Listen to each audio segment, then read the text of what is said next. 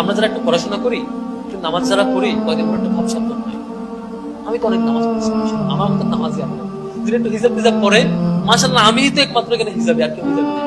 যদি একটু মাথায় টুপি টুপি দেয় বা একটু মানে কোরআন কোরআন তেলাওয়াত করতে জানে বিভিন্ন রকম, নিজেকে অনেক বেশি মনে করে, অনেক কিছু মনে করে, ফলে তার পতন এখান থেকে শুরু হয়। অ্যালার্মিং হাদিস আছে, সতর্ক বার্তা, সেটা হচ্ছে আল্লাহ জানাই দিচ্ছেন একটা হাদিসের মধ্যে দিয়ে,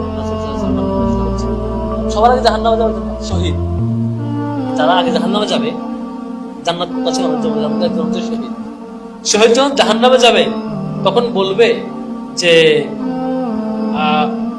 আল্লাহ আমি তো শহীদ হয়েছিলাম, আমাকে জাহান্নামে যেতে হবে, আমি তো জীবন দিয়ে দিচ্ছি, যুদ্ধ করছি। আল্লাহ বলবেন কাযযাবতা, তুমি মিথ্যা বলতেছো,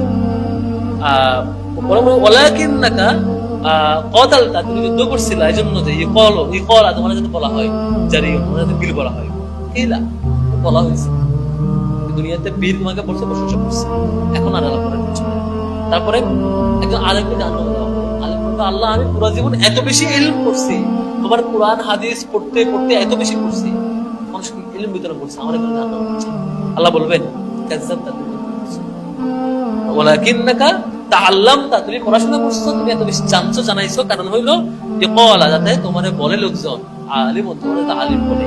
তারপর বলতেছেন ওয়া ক্বারাতাল কুরআন, তুমি এত বেশি কোরআন তেলাওয়াত করছিলা, কারণ যাতে তোমারে লোকজন কারি বলে। আর পরে বলবেন ফাকাদ কিলা, তোমারে বলা হয়েছে, তোমারে বলা হয়েছে, দুনিয়াতে পেয়ে গেছে, পাওয়া গেছে। তো এটা একটা অ্যালার্মিং এর জায়গা। আমরা যারা একটু প্র্যাকটিস করি, হিজাব করি, পর্দা করি, তাকওয়া মেইনটেইন করি, নামাজ, আমাদের একটা অ্যালার্মিং হচ্ছে, আমরা এটা অহংকার করবো না, কারণ ট্রিগার করবো না যে তুমি তো করো না, আমি করি, তুমি করো না, কিভাবে বা নিজেকে প্রড ফিল না করে, বরং এটার মধ্যে দিয়ে আরো বেশি মানে নিজেকে কেয়ার করার চেষ্টা করা, তাহলে আমরা পারবো।